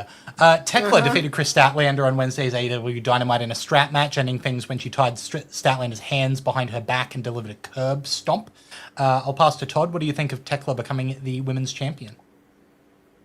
I wonder if this adds a match to the show, or if they're... I don't know what's going on. It feels really strange. I think when we talk about this more, I think I know why the other title changed hands. I don't know why this one changed hands now. I'm not quite sure about that. But, well, let's talk about that other title changing hands. Kyle Fletcher won the TNT title on AEW Dynamite with his first title defense set for Sydney in a ladder match. Of course, this takes away Ciampa's TNT title, which he won just recently. Jamie, we've been chatting about this throughout the day, but let's do it on microphone. What? I'm confused too. It just seems... I think potentially the case here was that this was the intended match for Sydney all along, and then Ciampa became available, and TK went, "Oh, I want him in my playset because he's cool," and in doing that went, "Well, I can't have him come in and lose, so he can come in, win the title, put on a banger match with Kyle Fletcher a week out or 3 days out from the show, and then we can put the belt back on to Kyle and we can do the match we had planned anyway." So maybe that's where it went. It just seems weird. Why couldn't you sign him and then hold off? But then I think, and we talked about this before the show, I think I know why that they've done it, then had to do the switch, because I reckon there probably wasn't enough time to get Ciampa a visa for Sydney between when he signed, when he started, and this date. So instead of He's just only having been with the company for 2.5, 3 weeks. Yeah, so there's no way he would have had enough time to expedite a visa and that now, especially with the way that the government over there at the moment is being able to handle visas, isn't exactly the quickest method at the moment. So I reckon that's what's happened. So they've had to go, "Oh, shit, we have to take the title off him." Maybe they thought they were going to get the visa in time. I don't know. Or maybe I'm just spitballing it and just trying to find excuses for why they did this. I'm not sure. But, Fletcher and Briscoe in a ladder match, that's going to be awesome. It's going to be great. I have a feeling the entire plan was Fletcher to ultimately win the title in Sydney and get, his heroes reception thing that he keeps talking about in the promos. And then because they've done this weird thing with Ciampa, they're like, "Oh, well, we'll just put it on him and he can get the heroes welcome with the title and then win it, go on, and they can do the rematch at Revolution in 2 and a bit weeks." I'm going to put just a quick question out to the podcast. Do you think when we keep mentioning the fact that we've had these discussions before the show, people realize that we don't talk about anything except wrestling? Just all day, every day, it's just wrestling conversations? Do you think people are going to... No, you and I talk board games, Lachlan. That's true. Just never we used to. Never in front of a mic. Samoa Joe has been sidelined with an injury, and there are currently no confirmed updates on his possible in-ring return timeline. Last week on Dynamite, it was announced that Joe had sustained a non-contact injury and was not cleared for in-ring competition, as he's currently in concussion protocol.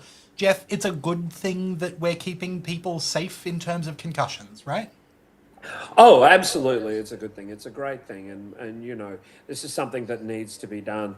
I'd be surprised if Bryan Danielson's not weighing somewhere in on some of these decisions, considering he cannot it's very difficult for him to wrestle again because of the amount of concussions he's had. This is concerning for Samoa Joe only because, he may. It's a worrying sign. Concussions are a worrying thing, and he's also got less days in front of him than he does behind. And I, for one, will be very, very sad when he takes the boots off in the ring for the final time. Sounds like you, Jeff, talking about Samoa Joe's behind. The Inspiration could be headed to AEW. Jess McKay and Cassie Lee finished up with TNA Wrestling on the promotion's AMC debut show last month, where they dropped the Knockouts tag team titles to the Elegance brand.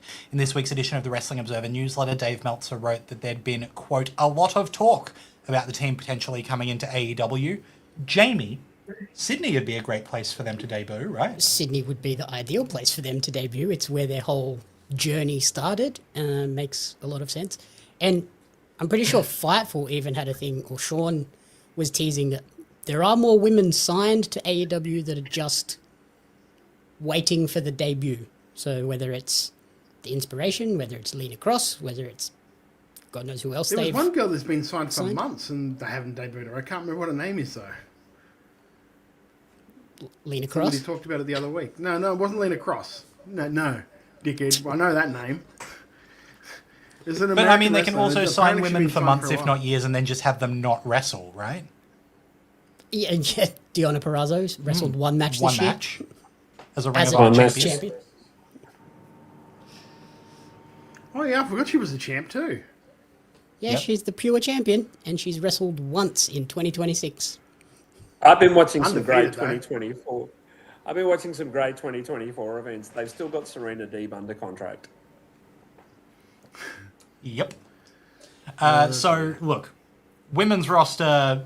I mean, it's the whole AEW roster's like that a little bit, right? Thankfully, it's stacked though. It's like the women's roster is stacked. You can't say it's not because the whole roster's stacked. I mean. Yeah. Like, the roster is so stacked that check out the matches that they're putting on in Sydney this weekend.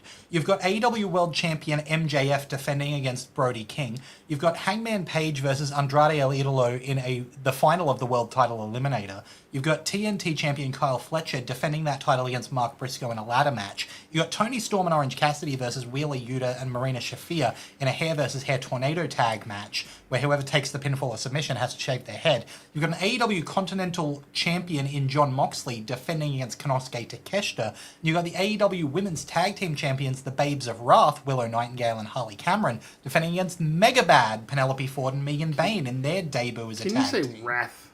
Say Babes of Wrath, please. Babes of Wrath? No, Wrath. It's like that novel, The Grapes of Wrath? I nearly dropped the spoiler there. I was about to yours. Roth. How about we settle on Roth? You want to do Riff? You can, but you're just going to get ridiculed. That's fine. That's nothing different. I've been on this podcast for 4 years now. I think I'm okay with that. In Brisbane, it's going to be Mox and Marina Shafir versus Orange Cassidy and Tony Storm, as well as the debut of the Brawling Birds, Hayter and Windsor. So that's going to be fun. It did sound like I said that the loser must shake their head, and they probably will. They'll probably try to do that to avoid getting their head shaved. Bambujikin says in the chat that Wheeler needs to shave his head anyway, so that pin's a given, right? That makes for a really shitty tag team partner, though. Because if it gets down to the end of the match and you see your partner being covered and you're like, no, I'm right. Hey, that'd be an interesting storyline. Are we working on breaking up that Death Riders stable? I mean... I'm okay.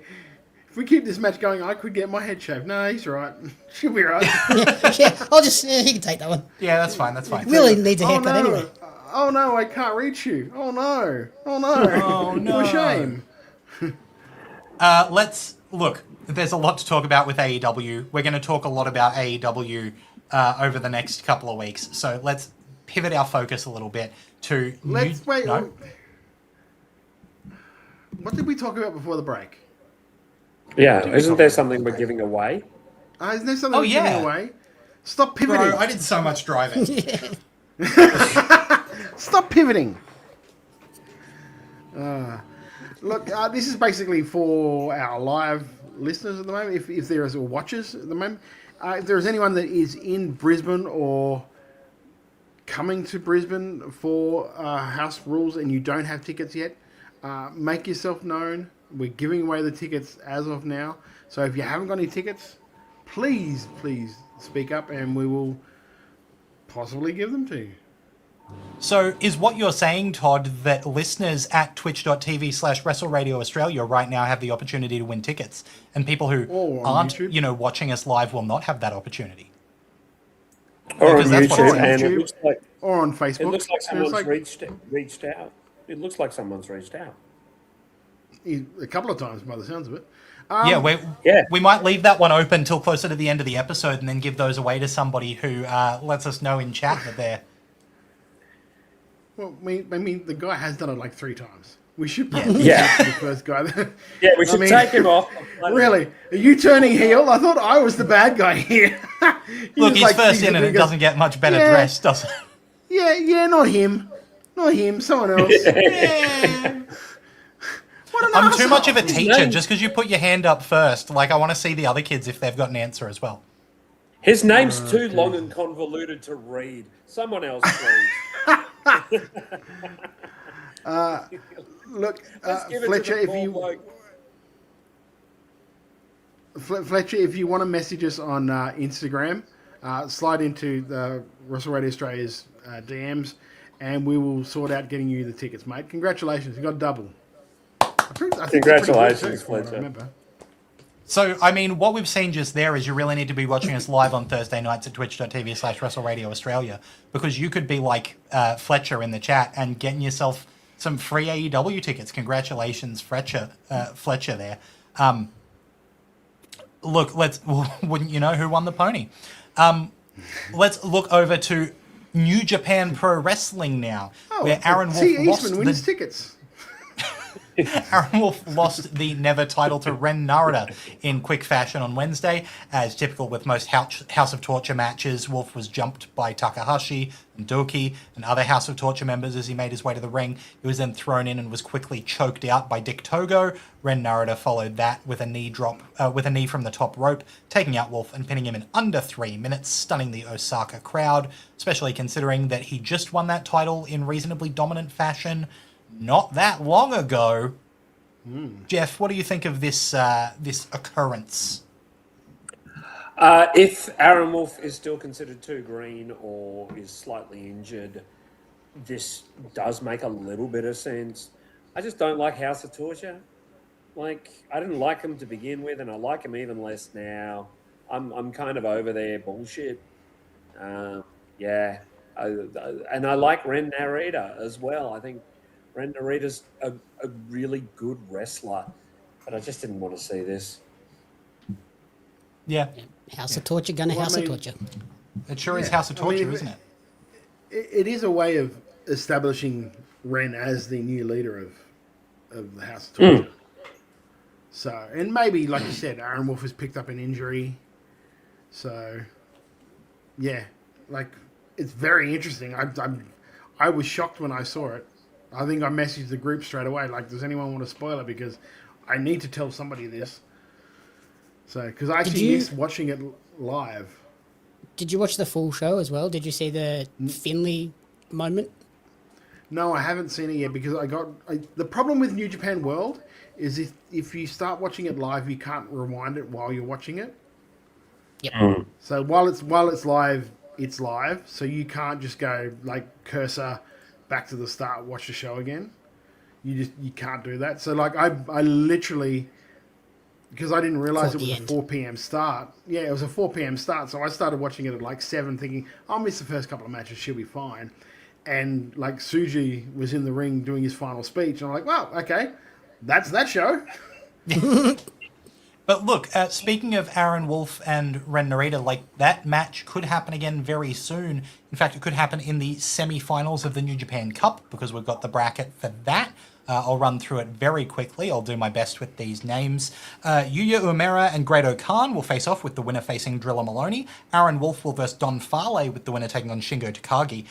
Taichi will take on Ren Narita with the winner facing Tomohiro Ishii. El Fantasmo will take on Bolton Oleg and the winner will face off against Hanare. Then on the other side of the bracket, Yoshihashi will take on Jake Lee and the winner will face Hiroki Goto. Oscar will take on Callum Newman with the winner facing Hartley Jackson. A great first round bye to see there.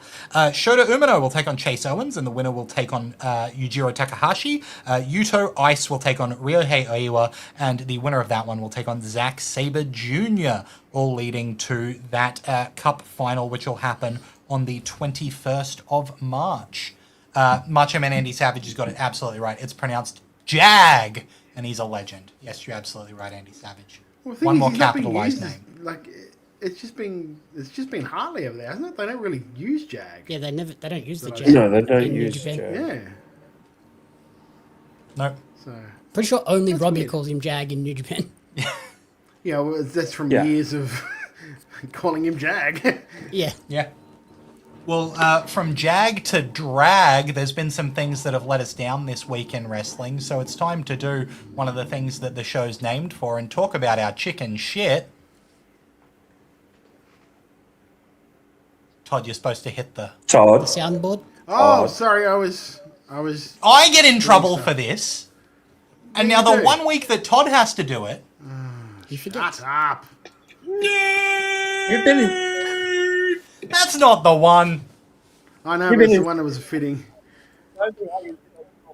It's plain chicken shit. Chicken shit?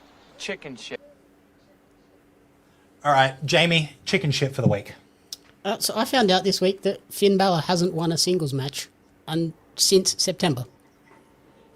Oh, really? The guy who's about to have his second world title match in a row? Yep. He has not won a singles match via pinfall since September. He's won... The only times he's won, it's been some sort of screwy bullshit. Cool. And yeah, now having a world title. Why? Yep. Jeff, what's been your chicken shit? This week was a pretty good NXT actually, but there was a promo from Tatum Paxley that was so obviously full of AI imagery. It was hyper produced. It was really, really bad. It's not a good look for a company like WWE, who should be setting the gold standard, to use AI to the degree where it's just not physically possible. If you want to have AI touching things up, I object to that less, but full AI promo just leaves a cold taste in my mouth. That's so funny because Wrestling Observer put that promo over huge. Yeah, it's a good promo, but the imagery is using, like, if you watch the promo, I don't know if anyone else has, it's definitely AI touch-up, full of AI images, definitely. I'll jump in with a chicken shit for the week as well, because I wanted to touch on some AI stuff, which is just my Facebook feed getting more and more bombarded with AI-generated wrestling content that is just... And look, a few weeks ago, it was bad. It was like, you know, men who could not exist at the proportions they existed at, standing on top of cages and ladders, and then them just collapsing. And it was like so nonsensical that I had to imagine that it was some type of fetish content, because I couldn't make sense of what I was looking at. And then just literally today, within like the hour before the show, something came up on my feed, and it was an AI-generated finish to a match between apparently Jimmy Uso and Cody Rhodes. And the quote-unquote Jimmy Uso looked like the bizarre love child of Roman Reigns and Seth Rollins. But the Cody Rhodes looked like kind of weirdly accurate, and the commentary was very clearly Michael Cole and Corey Graves doing quite a good job of commentating. So we're in like a weird uncanny valley where I can see a point in the very near future where this is going to be indistinguishable from content that's come out. This is not the only AI thing that's given me a problem this week. There was also somebody who posted an AI-generated version of the end of Raw where the masked man revealed himself to be the other Paul brother. I can't remember what his name? Jake. Logan. Jake. In like quite a realistic promo where he was in the ring in the balaclava and took the balaclava off and then talked about how he was coming to take revenge on his brother and blah, blah, blah. To the point where I went, what did I miss on Raw? And went and double-checked the Raw results. Psych! That sucks. That's where they get you. That sucks. Todd, chicken shit? New South Wales Lachlan. Real shit. No, I had one, but I'm going to hold off on it because I just don't want to get people in trouble. I was really fired up about something this week, and now I let cooler heads prevail. He's had a moment to breathe. Yeah, I let about cooler this? heads prevail. You might. We'll talk about off air. We will. We will. Yeah, we will. We certainly will.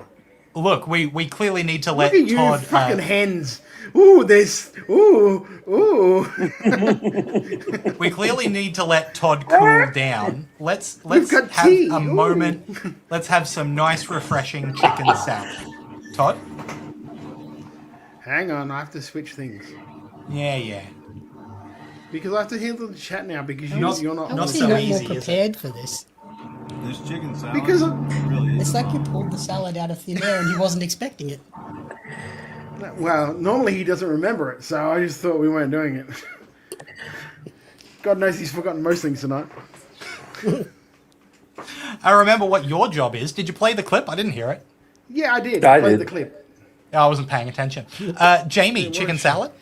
I had a couple of chicken salads. The Kyle Fletcher versus Tommaso Ciampa match from today was fantastic. Probably match of the year so far. And then also like a more personal one is just Queensland Wrestling as a community do a great job of getting behind their guys and girls.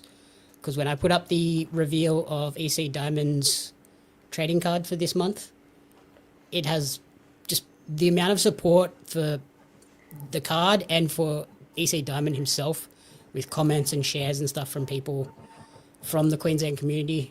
It's been really nice to see you guys getting behind each other, and it's not the way in all of the states, but yeah, Queensland's definitely got a good base up there, so well done to you guys. It does help that EC is the man. That probably helps. Like, it goes a long way. Jeff, chicken salad for the week. This is it's been a bit of a weird week. I'm really enjoying. I don't have the strongest chicken salad, but I'm really enjoying what they're doing with Kalani Jordan in NXT. Her heel turn and heel work has been really, really nice.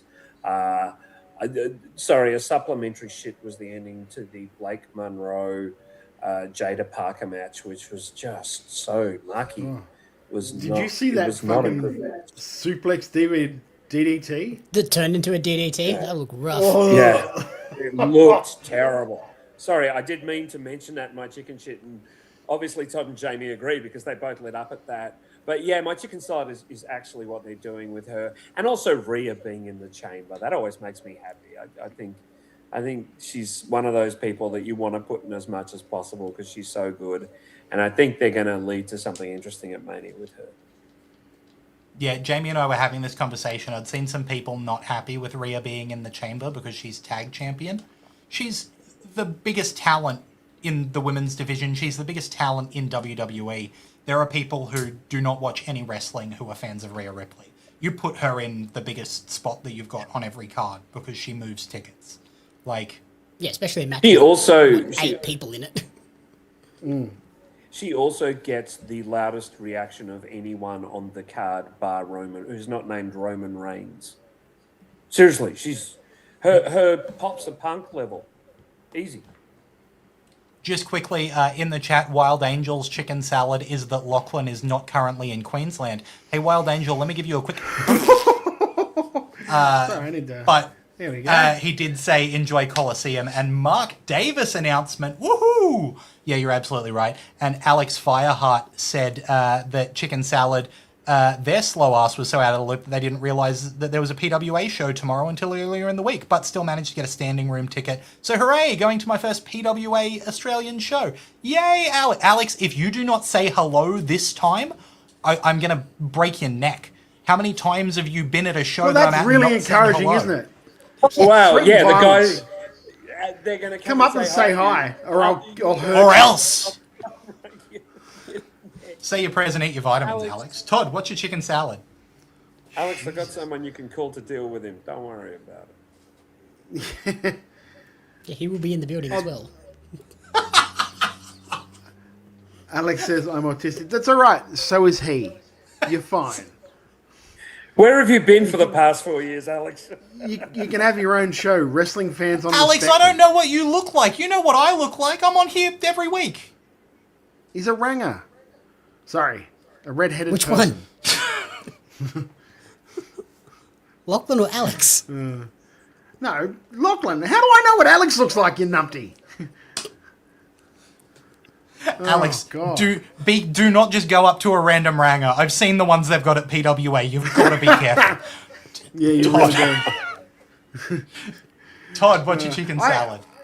I actually have two chicken salads. One is almost not a self-promotional thing, but a cool thing.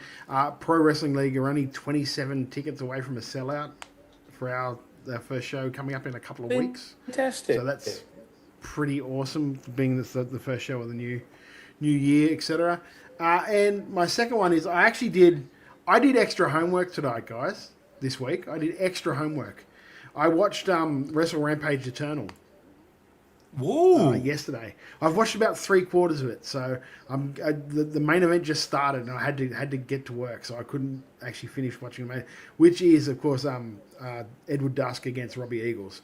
But that show is a really, really good show. And really they've really put in some work with their production as well. So it's really good. I do encourage you to go and watch Wrestle Rampage Eternal. Really good show. One of the matches on there, Mickey Fortune and Axe Massacre, that's a cracking match. Shock horror. That's good. Yeah, That's good. That is a cracking match. And also Nick and Balls against Misery Loves Company. That's a really good one as well. So just throwing that out there. Next week, I think we'll be doing Reanimated, correct? Watching it when it's up? Yeah. I think it's up, yeah. So that's what we'll It's up do. now. Not doing PWA next week? Oh, fuck. I guess. And then Reanimated Do we the know following anyone? week, I guess? Yeah. Do we know anyone And that's then watching Reanimated, PWA? and then probably MCW. Oh my god, there's so much. Might shit check it on. out early next week. So much going on. I will say, I'll jump in then. Michael Lee said that his chicken salad is Erica Reed's MCW promo fully in Wiradjuri. Not sure if it's the first promo completely in an Aboriginal language, but it's the first that Michael's aware of that's been given a quality budget and editing. That's sick. That's so cool. Yeah, and Erica is so proud of her Wiradjuri heritage, and it's so exciting and thrilling to hear that. I'm going to go and watch that promo after this. My chicken salad for the week, I'll get in with the obvious one first. I'm really excited for this weekend. Between Colosseum and 2 AEW shows and potentially some other stuff that I'm going to try and get up to, it's going to be a hell of a wrestling weekend. I'm very excited. But as like a more specific little sub thing of that, somebody who like hasn't been announced for any matches at Colosseum is the person who I think has been the MVP of PWA for the last few months at least, and that is Shay Cassidy, who is going to be the host of Colosseum, and her work on social media over the past week has been absolutely phenomenal. From announcing herself as the host, she's put up, I know that tonight, she put up a TikTok about it being the night before Colosseum and reading a bedtime story to Barnaby with all of the entrants for Colosseum in a rhyme. That was really cool. And she also put up a video showing you how to get to the Metro Theatre, what public transport you can catch, where you can park. Like, having that content there, and it seems to have been something that Shay went out of her way to make. Like, I saw it on her TikTok, not on like a PWA shared thing. Like, it seems like she went out and went, this is content that is worth existing. She seems to just go above and beyond in everything. Like, we've said so many good things about Shay Cassidy, I just need to back it up again. I think that work this week has been absolutely exemplary. Alex Fireheart's thrown in one additional chicken salad with getting to see Takeshita live again on Saturday. Ew! I'm excited about that too. I know it goes without saying because PWA have some of, if not the best production and stuff like that in the country. But pretty much all of the promos coming out of the Colosseum contestants has been really, really good. Like Lockie McIntyre's the other day, and then Matt Hayter's follow up to it. Scott Green's been doing Survivor style little short ones as well. Really, really good stuff. Such a good thing to build it to this point. Even though it could have been on its own weekend and it would have been fine, to mix it in with AEW, where hopefully you'll be getting people from different states anyway coming in to watch the AEW show, is just going to make that so much special. That building is going to be rocking tomorrow night. I can't wait to actually watch it on YouTube, and you guys are going to be so lucky that you get to actually be there and feel the electricity in person. Yeah, that energy is going to be absolutely magic, and I'm going to destroy it with my booming voice. And if that's not going to make you sick of my booming voice, you can catch it here every Thursday at Making Chicken Salad. We're at twitch.tv/WrestleRadio Australia. That's not the only place you can follow us. You can follow us on your podcast catcher of choice. It's free. Do it on YouTube, Apple Podcasts, Spotify, Twitch, Podcast Addict. Anywhere you get your podcasts from, go to Wrestle Radio Australia, hit the subscribe button. It does great things for us. It's really easy for you. We really appreciate when you do it. If you're on Apple Podcasts specifically, if you could give us a rating and a review while you're there, 5 stars, really helps us to get into more ears, spread us around. It's really useful. Our socials are at Wrestle Radio AU on X and on Instagram. We're Wrestle Radio Australia on Facebook. Bamboojikin, who I get his name I get wrong every time, says, excited for Eagles versus MJF at House Rules in Brisbane. Look, as soon as it gets confirmed, I'm going to hit the roof for it. So. It's not confirmed yet, Alex. Deep breath. It is not confirmed. We're just pushing. We're pushing. Tried we're pushing, very we're hard. Pushing. We want it so bad. That's why there's a Robbie shirt there. There's a Robbie shirt there. If you're watching on stream, we want it really badly. It is not confirmed. If you see Tony somewhere in Sydney, just run. Not everyone watching, please, but you two. Us two specifically. Whew, yes, because I just don't want a crowd of people rushing the poor little fella. Just go up and ask him, right? Just made some Wrestle Radio Australia here. You just want to know what's going on. Are you going to do it? Yep. What's going on? We'll You flick the scared? camera on. We'll get up in his face. We know that's a Yeah, good thing to do do that. to someone with that much money, is just to ambush them Yes. very quickly. Well, he's always got one hand full of a glass or a cup or something, so he can't actually fight you off with both. Yeah, he might throw coffee on us though. So yeah, worth being aware. scalding burns. Either way, I'm fine with that. One way we get a story, the other way you get third-degree burns. It's a win-win for Toddy. Yeah, was that, Jeff? I think you. I was going to say, I think people are in for such a good weekend. If you can please remember, if you see wrestlers out and about, now our listeners would never be these people, but don't be those people. Give them some personal space, especially if they're with family and things like that. Or especially like tomorrow, I imagine there'll be a few of them out sightseeing in Sydney around the iconic places. Let them enjoy the iconic places in peace. Yeah. What are you right there? Look, I'll say. I was doing an iconic He's pose. doing the iconic Oh, he was. I bro. get. Oh, Jesus. I'm my following Lord. man. It's a long time. Hey, if I get coffee thrown on me by Tony Khan, you know what I'm going to need? New shirt. I'll go to Redbubble. I'll search for Wrestle Radio Australia. Proceeds go to Beyond Glue and Gotcha for Life, 2 charities that support mental health here in Australia. That's really important. Another place you could get yourself a new shirt is Kickout merch at kickout.com.au. They got merch of your favourite Queensland wrestlers and wrestlers from all around the country. If you're a wrestler and you want your merch up there on Kickout, you can message them on Instagram and they can help you out there. I'm going to say quickly, just because I've seen it in the room, Jamie, I can see a little shelving area over there, and I can see some piles of Oz Pro Wrestling cards, and some of those piles are really short. They are very short stacks of cards. If you want the February one, get orders in now. And if you want to pick some up over the weekend, just come and tap me on the shoulder. I will have a few in my pockets. You never know what Jamie's There we got in his go. pockets. What else is going on with you, Jamie? Pario stuff? There's a lot of Pario theming around the room. It's very impressive. Yeah, there will be some more Pario interviews going up tomorrow with Monday with Conrad Sewell, the singer. And then next month we'll have some very exciting things for the next issue, so keep an eye out for some stuff on socials over the next few weeks. Absolutely. Hey, Jeff, we missed you last time, so we couldn't talk about it. Is there WrestleBrania stuff happening? What's the go with WrestleBrania? Okay, this is, excuse me if I get a little bit emotional, but about 6 weeks ago, as the boys know, I was in a car accident. Someone rear-ended me. I've wound up with severe nerve damage in my right shoulder. It's pinched. It's very, very sore.